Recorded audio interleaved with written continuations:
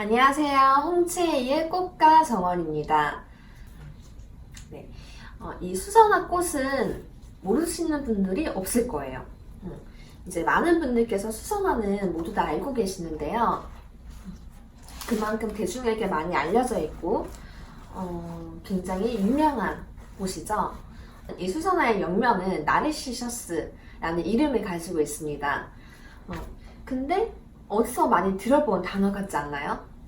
주변에 보면은 굉장히 자기애가 강하신 분들이 간혹 있으실 거예요. 이제 그런 분들을 보고서 우리가 쟤 정말 나르시즘이 강하다 이렇게 표현을 하시거든요. 즉 자기애가 강하다라는 의미를 뜻하죠. 그게 이 수선화의 이름인 나르시셔스랑 의미가 통한다고 합니다. 그 이유는요.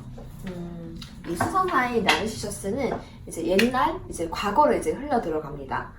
이제 그리스 신화에 등장하는 나르키소스라는 굉장히 이제 잘생기고 훤칠한 청년이 있었습니다. 이 청년은 주변 그냥 여성분들의 그런 사랑에 대한 구애도 많이 받고 주변의 분들이 굉장히 많이 사랑을 해줬어요. 근데 이 청년은 그런 사랑을 받아주지 않고 그렇게 지냈었어요. 그런 상황을 본 신들이 굉장히 괘씸하다고 여겨서 이 청년에게 저주를 내립니다. 한날 이 청년이 이제 강가에 가게 되죠. 강에 가서 우연하게 이 강에 비친 본인의 모습을 보게 됩니다. 그 순간 본인과 사랑에 빠지게 되는 거죠. 하루 종일 그 강에 비친 본인의 얼굴만 쳐다보고 지내고 있는 거예요. 그러다가 본인의 자기가 굉장히 과해서 강에 비친 본인의 모습을 더 가까이서 보려고 하다가 결국 강물에 빠져서 이제 죽었다는 그런 그리스 신화가 있습니다. 그래서 결국 이제 그 나르키소스가 이렇게 빠진 그 자리에서 이제 이 수선화가 새싹이 올라오고 어여쁘고 굉장히 향이 그윽한 이 수선화가 그 자리에서 피게 된다는 그런 이야기가 있습니다. 네, 그래서 이 수선화는 자기의 자존심, 즉 자기 자신을 굉장히 사랑한다는 그런 꽃말을 가지고 있습니다. 네.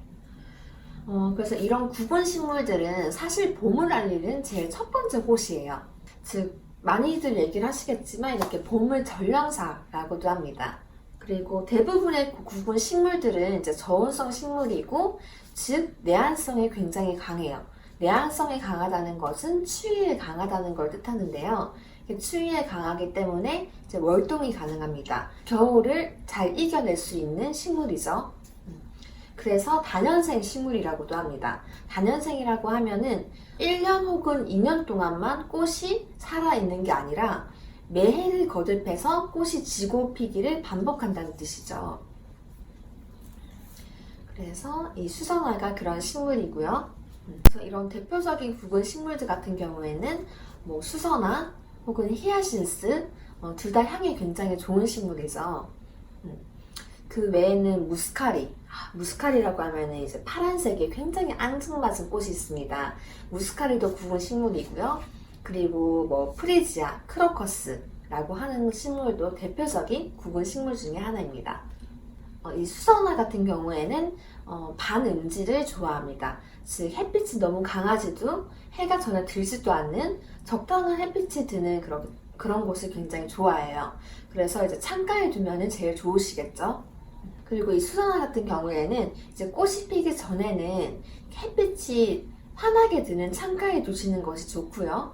그 다음에 이렇게 꽃이 다 피고 난 상태에서는 이제 실내에서 온도가 올라가게 되면은 이 피어있는 꽃들이 이제 빨리 시들고 혹은 꽃을 굉장히 빨리 피우고 질 수 있는 그런 환경 조건이 되기 때문에 꽃이 이제 피고 나서는 해가 잘 들지 않는, 해가 덜 드는 또 서늘한 그런 통풍이 잘 되는 곳에 놔두시면은 이 꽃을 굉장히 더 오래 보실 수가 있으시겠죠.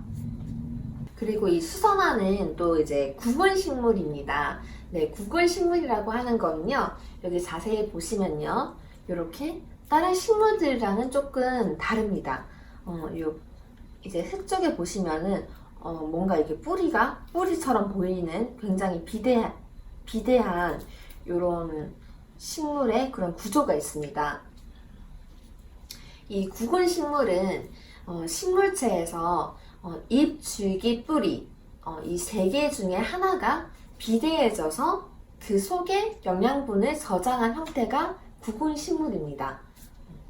그래서 이 수선화 같은 경우에는 이 뿌리, 줄기, 잎 이 세 가지 중에서 잎이 비대해져서 구근이 된 식물이에요.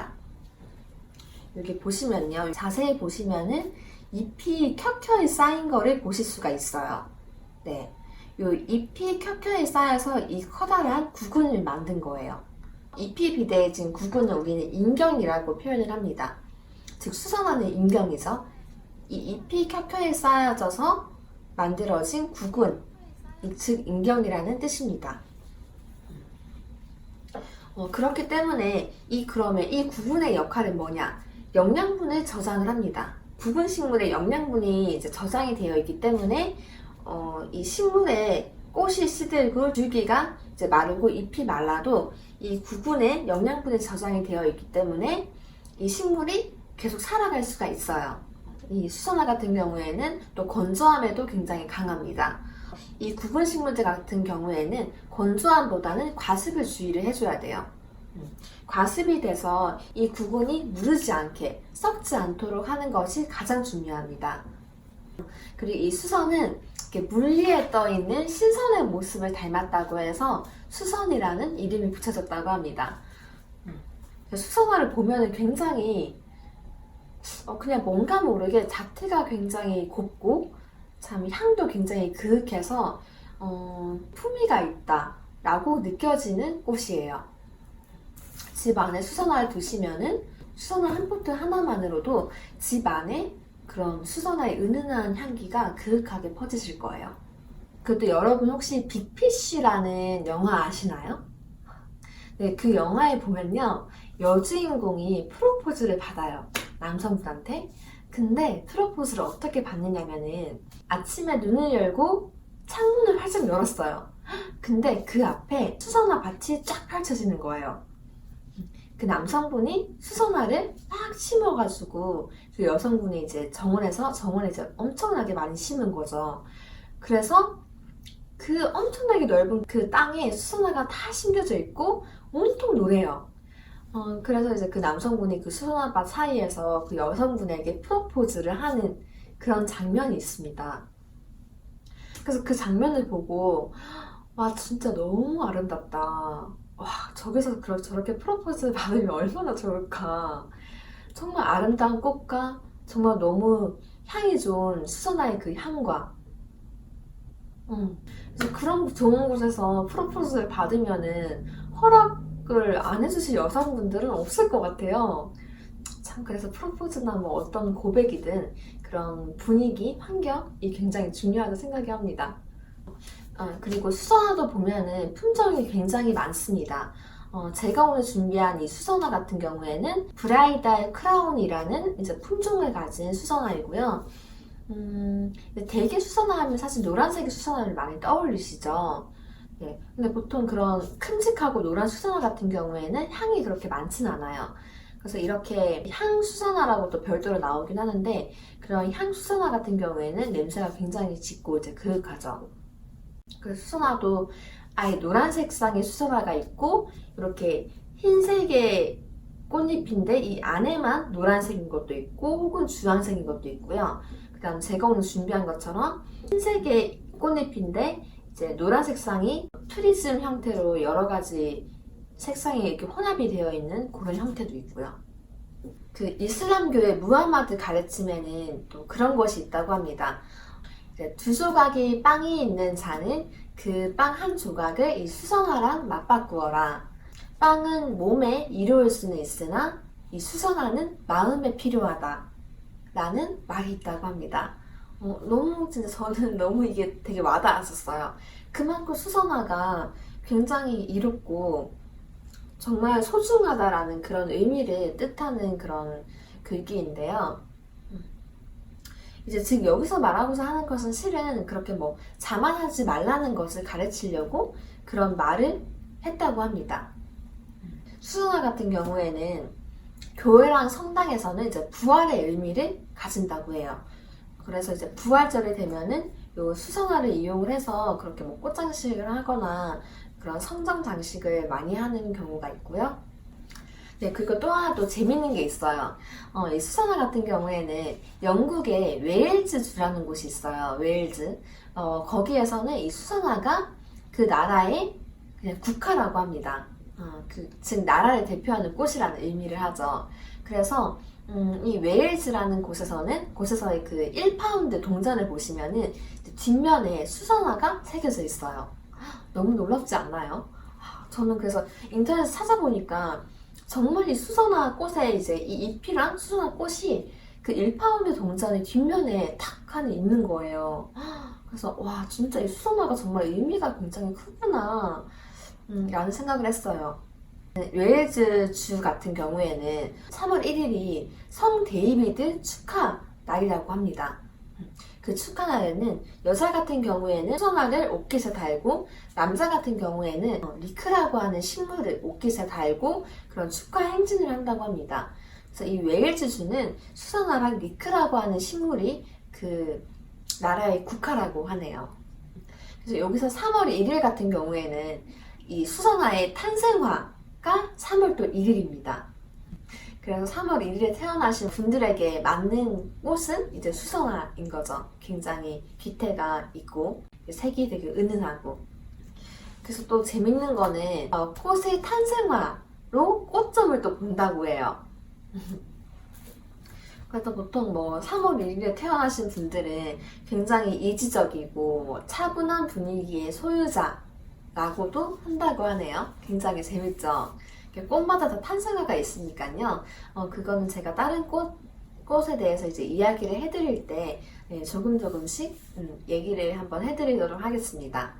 이제 식물을 다 심고 나서는 최종적으로는 이제 물을 흠뻑 주셔야 돼요. 바로. 그래서 저도 자 물을 흠뻑 줍니다.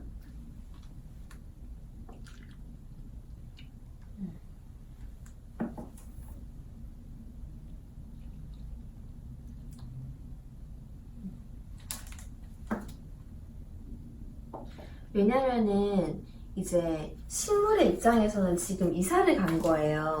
그렇기 때문에 몸살알이를 할 수 있단 말이죠. 그 환경에 적응하기 위해서 적응 기간이 필요해요. 그렇기 때문에 그만큼 에너지를 많이 소요하기 때문에 즉시 물을 바로 주는 것이 가장 좋고요. 그 다음에 저희가 이제 이 흙 위에 이렇게 장식용의 자갈을 올려주는 이유가 이 장식용의 자갈이 없다면은 흙에다가 바로 물을 주게 되었을 때는 그래 물이 들어갈 때 그 압력 때문에 흙이 구멍이 나게 되겠죠. 그렇기 때문에 그걸 방지하기 위해서 저희가 흙 위에다가 또 장식용 돌을 올려주는 겁니다. 그래서 이 장식용 돌은 장식적인 역할도 하고 기능적인 역할도 하는 거죠. 그러면 이제 관리법을 알려드리겠습니다.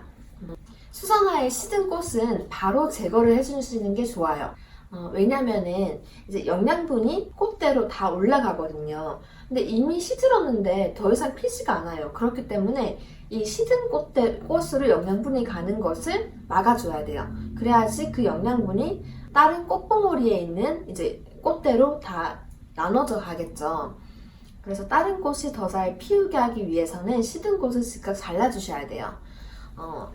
지금 이 꽃 같은 경우에는 이 두 가지는 시들었는데 나머지 하나는 아직 활짝 폈어요. 그렇기 때문에 제가 지금 잘라주기는 좀 그렇고요. 이제 잘라주실 그 부분을 제가 알려드릴게요. 이 꽃이 다 시든다고 하시면은 이 꽃 줄기를 그대로 따라가 보시면은 이 아랫부분, 최대한 여기 아래쪽을 잘라주셔야 돼요. 그래야지 영양분이 이까지만 올라가고 더 이상 올라가지 않고 그 옆에 있는 다른 꽃대로 영양분이 갈 수가 있거든요. 네, 그리고 이제 꽃이 진 뒤에는 이 잎을 저희가 관리를 해주셔야 돼요. 그래야지 내년에 또 이 이쁜 꽃을 볼 수가 있거든요. 왜냐하면 이 잎을 통해서 광합성을 하겠죠, 식물이. 그 다음에 식물이 광합성을 하면 영양분이 그대로 구근에 저장이 됩니다. 그렇기 때문에 이 구근의 영양분을 많이 저장을 잘 해두기 위해서는 잎 관리를 해주셔야 된다는 거죠. 보통 4월에서 6월 달쯤이 되면 잎이 점점 이제 시들기 시작합니다. 잎이 이제 시들고 나면은 한 6월 초쯤에 되시면은 이 구근을 이 화분에서 빼내세요. 빼내셔가지고 한 2, 3일 정도 좀 서늘한 곳에서 말리세요. 말리신 다음에 우리 양파망이나 공기가 통할 수 있는 그런 봉투에다 넣으시고요. 서늘한 곳에다가 보관을 해주세요. 그런 다음에 10월쯤이 되면은 그때 저희가 이제 구근을 보관해 둔 거를 꺼내셔가지고 그 다음에 새로운 여기 화분에다가 다시 심어주시면 되십니다. 그렇게 되면은 이 구근에서 싹이 나고 잎이 나고 줄기가 열려서 한 2월에서 3월쯤 되면은 이 이쁜 꽃이 다시 볼 수가 있어요. 그리고 이제 보시면 아시겠지만 여기 이제 이렇게 꽃대가 이제 꽃대가 이 잎 사이에서 이렇게 한 대씩 이렇게 올라오거든요. 이것도 지금 작게 꽃대가 이렇게 올라온 건데요. 여기서도 보면 이제 꽃봉오리가 이렇게 달렸어요. 여기서 이제 꽃이 이렇게 이제 필 거예요. 이제 아래쪽에도 보시면은 이 잎이 요 구근에서 나오는 것을 보실 수가 있어요. 2줄 정도가 구근에서 올라오는데요. 네, 이렇게 계속 자란다고 합니다. 자, 여기서 보시면은 요 꽃 한 단에 폈는데 요 안쪽에 아직 꽃이 덜 핀 게 있죠.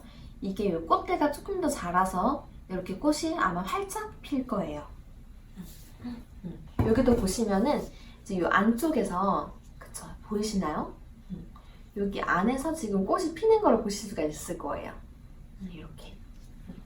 그래서 이제 시든 꽃을 자르더라도 이 밑에서 계속해서 줄기가 올라오기 때문에 이제 시든 것은 바로 잘라도 괜찮으세요. 과감하게 잘라주세요. 네. 감사합니다.